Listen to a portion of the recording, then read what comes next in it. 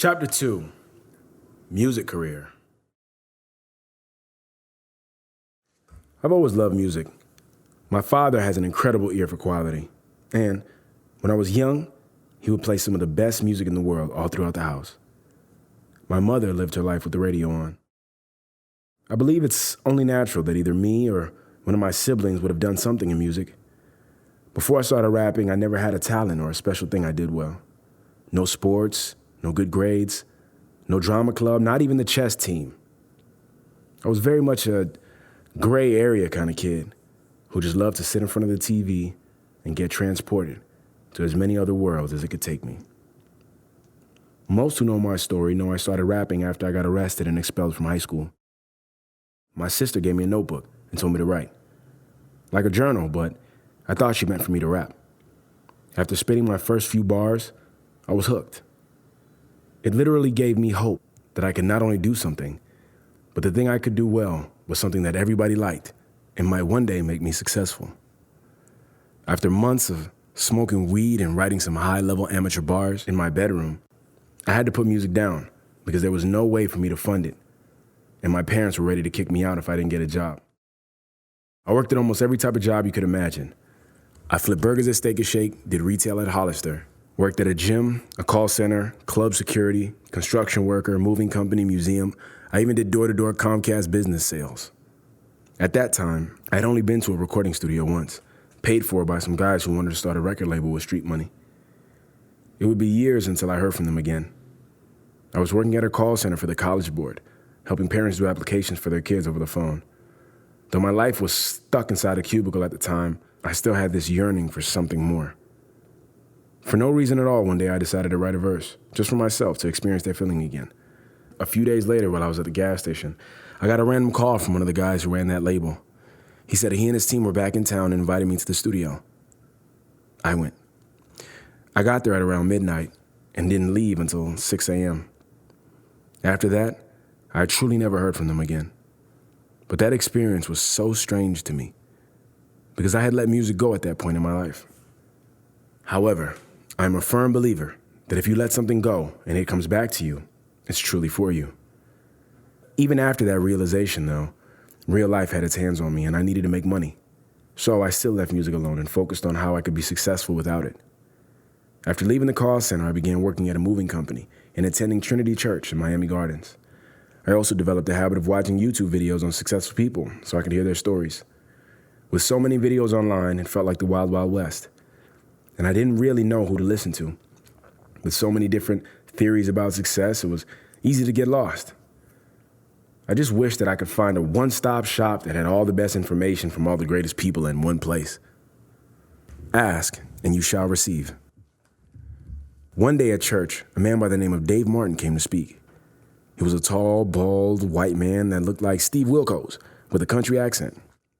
He was a great speaker, and I was hooked to almost everything he said. He ended his speech with, if you want to learn from some of the greatest minds in the world and not have to read 50 different books, then get my new book. We did all the work for you. His book was called 12 Traits of the Greats. This book took the 12 best traits of the most successful people throughout history and put it in a clear, simple format. They literally did what I was asking for a few days earlier. Though I had never fully read a book before in my life, I bought that book immediately.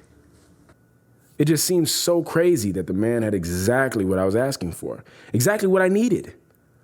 Also worth noting, I didn't outwardly tell anybody what I was looking for. It was something I only said to myself with conviction.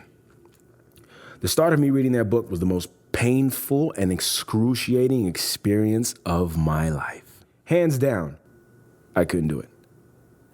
If you've gotten this far in this book, you're already much better than I was when I first started. I could not keep my eyes open. It was extremely boring. And I felt like the inside of my head and skin were on fire. How could people like this? This is boring. But I was committed to finishing what I started. I fell asleep 3 times while reading the first chapter. Still, I would wake up and keep reading. After about 2 hours of this hell, I took a break. As I walked through my house, I almost knew for certain that I could move things around with my mind. That's how intense my first reading experience was. Shortly after, though, as I read more and more of the book, a great change began to take place inside of me. My comprehension was expanding, and I began to see the world differently the more I read.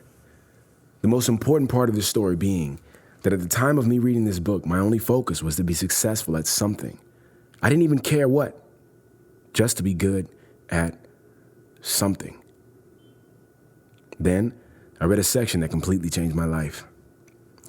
A specific chapter in the book that talks about fear had this statement in it, and I'll make it bold so you know I'm serious. It said, if you are truly afraid of failing at something, then the presence of that fear may be a key indicator that you've accurately identified what you really need to be doing with your life. Powerful. I had never heard anything like that before, and I quickly said to myself, oh, well, I guess. But I'm not really afraid to fail at anything, though.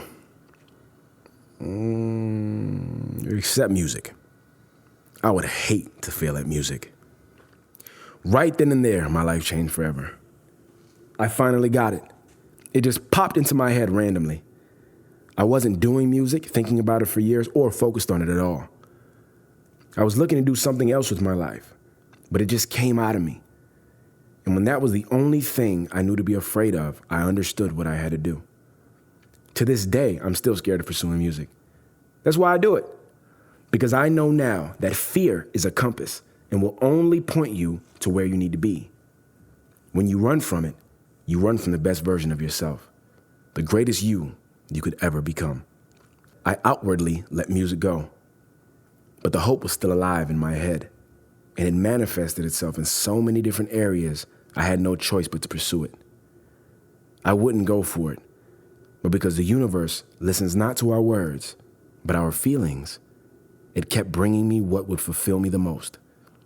As humans, we may think we're pursuing a job or money or success, but at the end of the day, it's actually fulfillment that we want. Since then, I've made music my number one focus in life, challenging all my fears along the way. It has been the most gratifying decision I could have ever made, and it all started with the desire to do it years earlier. I used to dream of this, and now I experience that feeling in my real life every day. My second manifestation is my music career.